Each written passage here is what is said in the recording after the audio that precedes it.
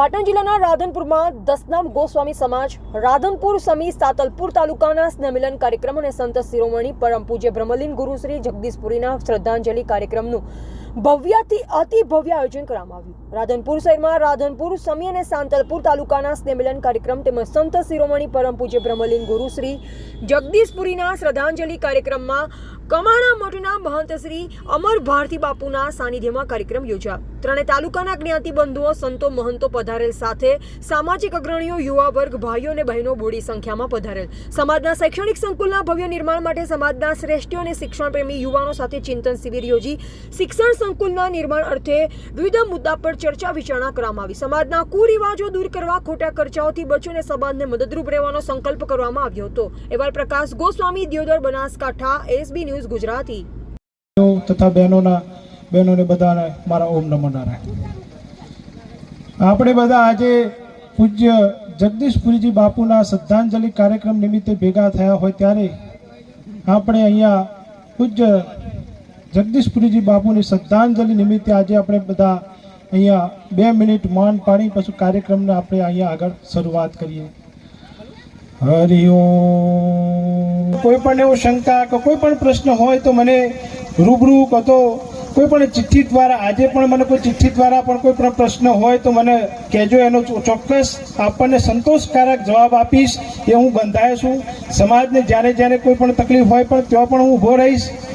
અને આપણે આ જગદીશપુરીજી બાપુના જે દેહાંત પછીની જે આપણે આજે સમાજે એકતા બતાવી છે, આજીવન જ્યાં સુધી સૂર્યચંદ્રમાં રહે ત્યાં સુધી આપણો સમાજ એકત્રિત થઈને રહેવો જોઈએ।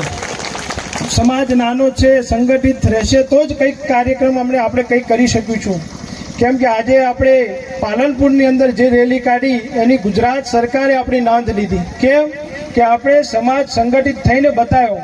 આટલા વર્ષોની અંદર કોઈ પણ આપણા ગોસ્વામી સમાજની આવી 3000 પબ્લિકની પાલનપુરની અંદર કોઈ રેલી નીકળી ન હતી, પણ આપણે સમાજે અને સેવકોએ બતાવ્યું કે આજે પૂજ્ય જગદીશપુરી બાપુ અને સમાજ સંગઠિત છે એવું આપણે બતાવી દીધું।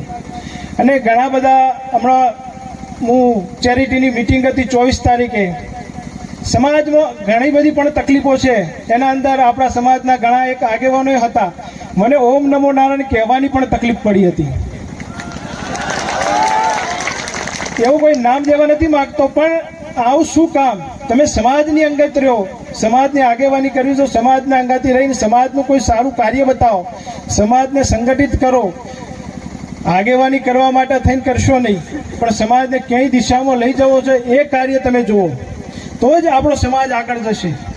નાનામાં નાનો આજે યુવાનો એટલા બધા અકબંધ તૈયાર થયા છે કે ક્યારે સમાજને કેવી રીતે કઈ દિશામાં આપણે આગળ લઈ જવું, પણ યુવાનોને વડીલોની જરૂર છે।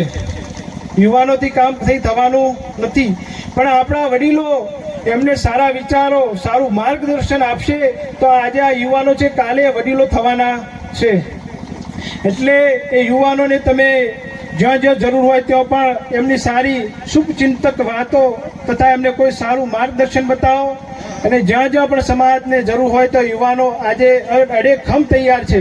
આજે મેં મારા પહેલી વાર જોયું કે આ તો સમાજ સંગઠિત થયો છે।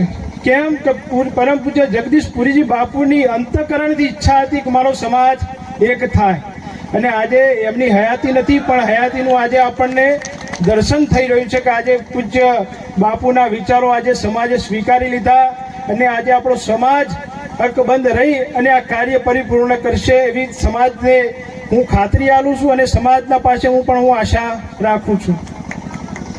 કેમ કે આજે જે કંઈ પણ હું દોડી રહ્યો છું તો આજે સમાજ એ જ મારું ઓક્સિજન છે। જો સમાજ નહીં હોય તો હું ઓક્સિજન લઈ નહીં શકું। એટલે જે પણ શ્વાસ લઈ રહ્યો છું એ મારા સમાજના કારણે। એટલે સમાજ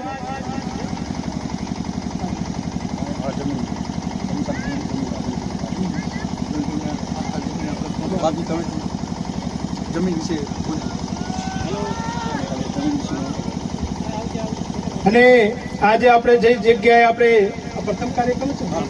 પ્રથમ કાર્યક્રમ જ્યાં પૂજ્ય જગદીશપુરીજી બાપુનો અહીંયા રાખવામાં આવ્યો, એ આપણા ગોસ્વામી સમાજની શમશાનની જમીન છે, સમાધિ જમીન છે। ત્યાં આગળ આજે એવો સારો અહીંયા जगत में तुम आए जग में जग हसे तुम रोए ऐसी करणी कर चलो जग रोए तुम हसे। આજે આ છેલ્લી ઘડીની આ જમીન છે કે જ્યારે અહીંથી આપણે વિદાય લેવું હોય ને એવી ભૂમિ ઉપર આજે આપણે બેઠા છીએ। ત્યાં આજે એ ભૂમિ ઉપર એવો અડગ સંકલ્પ રહેવો જોઈએ કે આજે આ થડી મુકામે જે કાર્ય થાય એ કાર્યની અંદર આપણે સહયોગી રહીએ, સમાજના સાથી રહીએ અને સમાજની એકતા રહે તો જ આ જમીન ઉપર બેઠેલાનું આપણને પ્રમાણ રહેશે।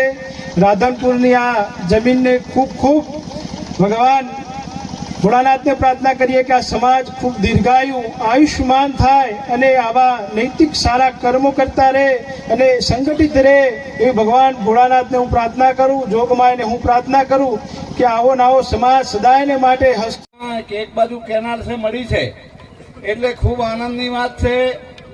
હું અહીંયા ધારાસભ્ય તરીકે તમારો બાલક કેવું એટલે હું પણ અહીં આપવામાં કાંઈ બાકી નહીં રાખું। એટલે 10 લાખ રૂપિયાની મારી ગ્રાન્ટમાંથી બાપુ ભરતપુરી બાપુ, દયાગીરી બાપુ અને આ મહાન સંતોની હાજરીમાં હું જાહેરાત કરું છું કે 10 લાખ રૂપિયા તમારે જેના ઉપર લેવા હોય લેટર લખીને મને આપજો। કારણ કે આ તો તમને તમે ટકાવી રાખવા વાળા માણસ છો, સનાતનને જાળવી રાખવા, આપણી સંસ્કૃતિને જાળવી રાખવા વાળો સમાજ છે। એટલે સમાજને હું ખૂબ નતમસ્તક વંદન કરીને નમન કરી મારી વાત પૂરી કરું। બોલો સદગુરુદેવ કી